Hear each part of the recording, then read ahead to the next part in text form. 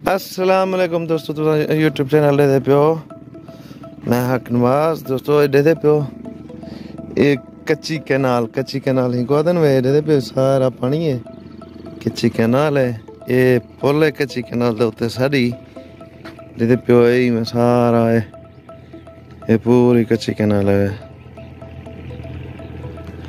ये साइड साढ़े मामा बैठे हुए, इनको लगा के नहीं गिन्निया को लगा के नहीं छिला। वो मस्जिद है पर वो ये सारा इलाका है माशाल्लाह बेहतरीन वीआईपी।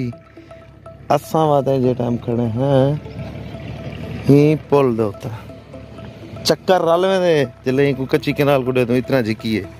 देखो कितना जिकी, ओ बहुत लंबी जिकी है यार सच में।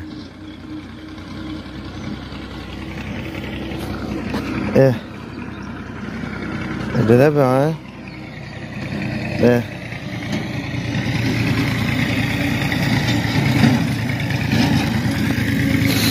दोस्तों, हमारे चैनल का नाम है, लाइक शेयर सब्सक्राइब कर रहे हो, बेल आइकन प्रेस कर रहे हो। ओके दोस्तों,